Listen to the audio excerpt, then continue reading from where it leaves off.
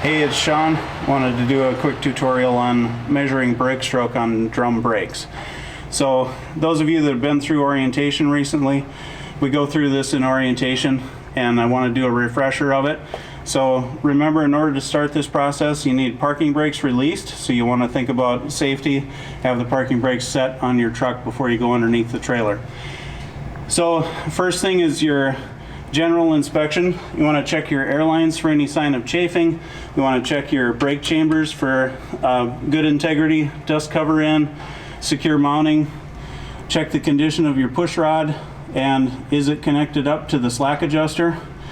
Then you want to do a general inspection of the slack adjuster, the S-cam, and then the S-cam runs out through the bushings, and the S-cam itself is right here inside the brake drum.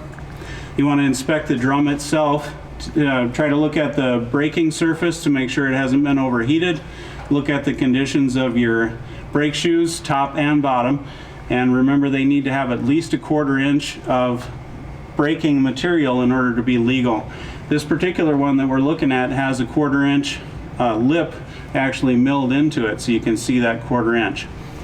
So parking brakes released, this push rod is going to be pulled in. We need to mark it so that we can see how far it travels when the brake is applied. You know, I like these paper clips, the binder clips, to mark them, but you can use a zip tie, chalk, anything like that that'll make a mark on this push rod. The ideal place to do it is at the face of the brake chamber, but with these trailers having this bracket like this, as long as you got a secure attachment here, you can use the bracket as your reference point.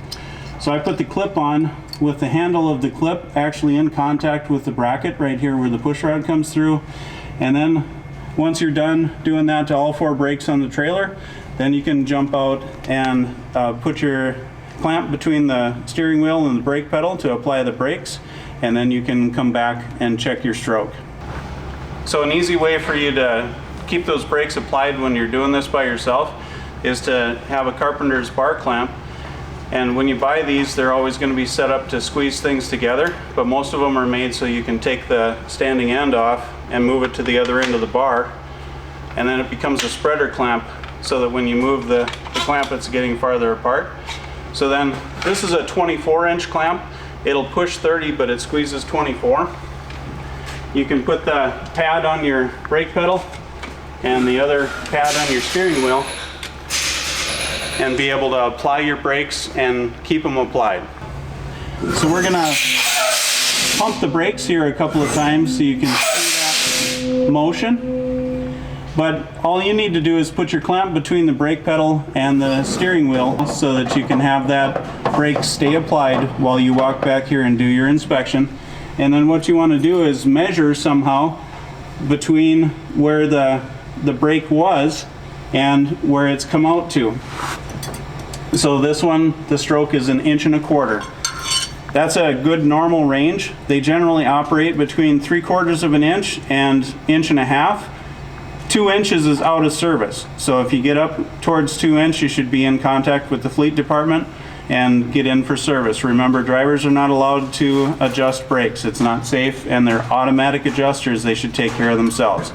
So if you're in that 3/4 to 1.5 inch range, I wouldn't worry about it. You got a good safe brake. If you get up to 1 3/4 or getting close to 2 inches, get in touch with the fleet department.